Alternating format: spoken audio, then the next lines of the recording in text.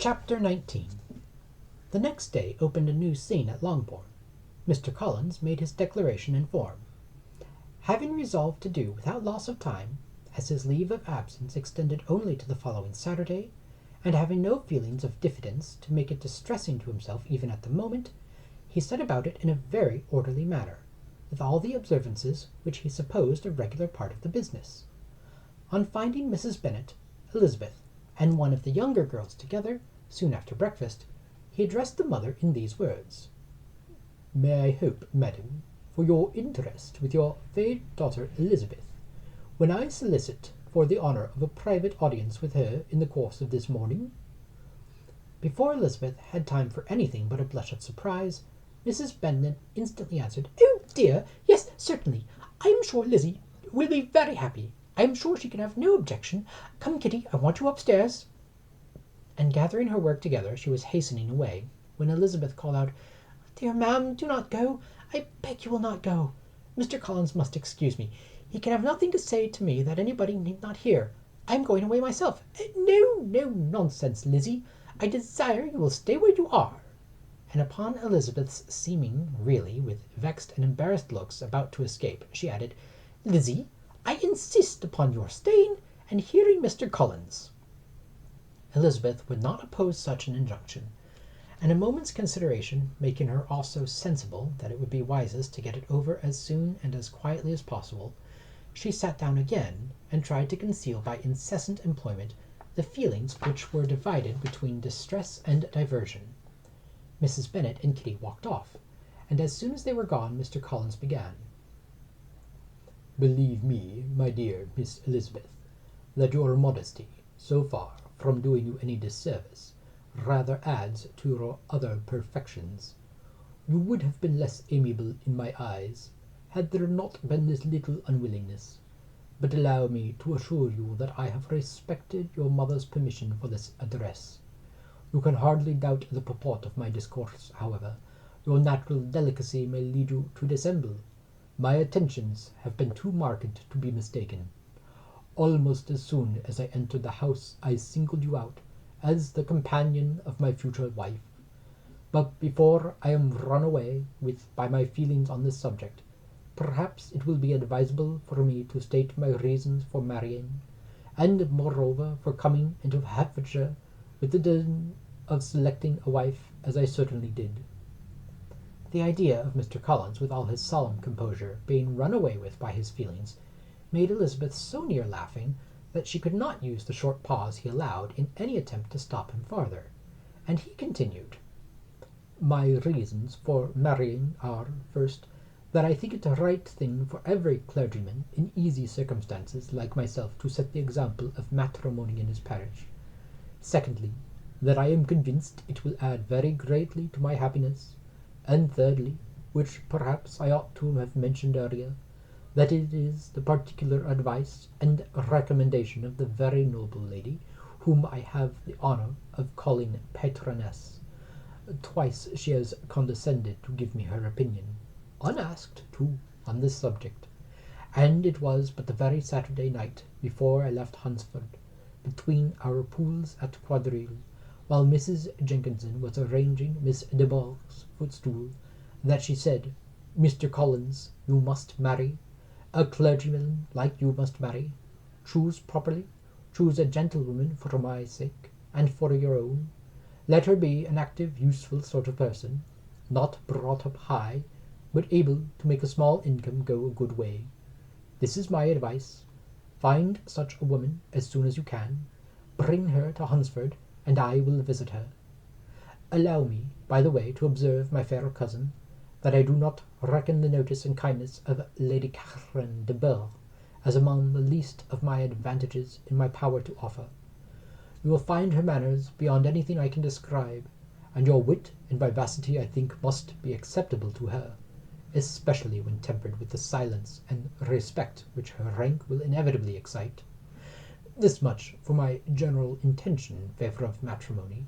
It remains to be told why my views were directed to Longbourn instead of my own neighbourhood, where I assure you there are many amiable young women. But the fact is that being, as I am, to inherit this estate after the death of your honoured father, who, however, may live many years longer. I could not satisfy myself, without resolving to choose a wife from among his daughters, that the loss to them might be as little as possible when the melancholy event takes place, which, however, as I have already said, may not be for several years. This has been my motive, my fair cousin, and I flatter myself it will not sink me in your esteem. And now nothing remains for me but to assure you in the most animated language of the violence of my affection. To fortune I am perfectly indifferent, and shall make no demand of that nature on your father, since I am well aware that it could not be complied with, and that £1,000 in the 4%, which will not be yours till after your mother's decease, is all that you may ever be entitled to. On that head, therefore, I shall be uniformly silent, and you may assure yourself that no ungenerous reproach shall ever pass my lips when we are married. It was absolutely necessary to interrupt him now. "You are too hasty, sir," she cried. "You forget that I have made no answer. Let me do it without any farther loss of time. Accept my thanks for the compliment you are paying me. I am very sensible of the honour of your proposals, but it is impossible for me to do otherwise than decline them." "I am not now to learn," replied Mr. Collins, with a formal wave of his hand, "that it is usual with young ladies to reject the addresses of the man whom they secretly mean to accept, when he first applies for their favour, and that sometimes the refusal is repeated a second or even a third time. I am, therefore, by no means discouraged by what you have just said, and I shall hope to lead you to the altar ere long." "Upon my word, sir," cried Elizabeth, "your hope is rather an extraordinary one after my declaration. I do assure you that I am not one of those young ladies, if such young ladies there are, who are so daring as to risk their happiness on the chance of being asked a second time. I am perfectly serious in my refusal. You could not make me happy, and I am convinced that I am the last woman in the world who would make you so. Nay, were your friend Lady Catherine to know me, I am persuaded she would find me in every respect ill qualified for the situation." "Were it certain that Lady Catherine would think so," said Mr. Collins very gravely, "but I cannot imagine that her ladyship would at all disapprove of you, and you may be certain that when I have the honour of seeing her again, I shall speak in the highest terms of your modesty, economy, and other amiable qualifications." "Indeed, Mr. Collins, all praise of me will be unnecessary. You must give me leave to judge for myself, and pay me the compliment of believing what I say. I wish you very happy and very rich, and by refusing your hand, do all in my power to prevent your being otherwise. In making me the offer, you must have satisfied the delicacy of your feelings with regard to my family, and may take possession of Longbourn estate whenever it falls without any self-reproach. This matter may be considered, therefore, as finally settled." And rising as she thus spoke, she would have quitted the room had not Mr. Collins thus addressed her.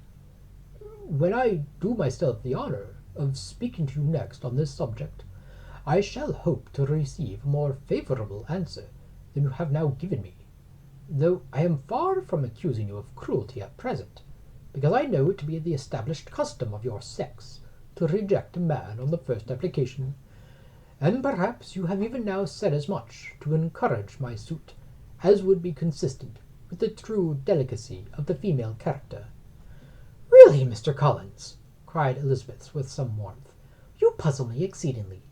If what I have hitherto said can appear to you as a form of encouragement, I know how not to express my refusal in such a way as may convince you of its being one." "You must give me leave to flatter myself, my dear cousin, that your refusal of my addresses is merely words of course. My reasons for believing it are briefly these. It does not appear to me that my hand is unworthy of your acceptance, or that the establishment I can offer would be any other than highly desirable. My situation in life, my connections with the family of de Bourgh, and my relationship to your own, are circumstances highly in my favour, and you should take it into farther consideration that, in spite of your manifold attractions, it is by no means certain that another offer of marriage may ever be made to you. Your portion is unhappily so small that it will in all likelihood undo the effects of your loveliness and amiable qualifications.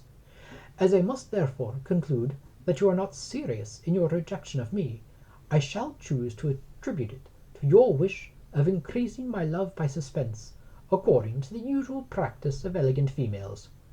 I do assure you, sir, that I have no pretension whatever to that kind of elegance which consists in tormenting a respectable man. I would rather be paid the compliment of being believed sincere. I thank you again and again for the honour you have done me in your proposals, but to accept them is absolutely impossible. My feelings in every respect forbid it. Can I speak plainer? Do not consider me now as an elegant female intending to plague you, but as a rational creature speaking the truth from her heart.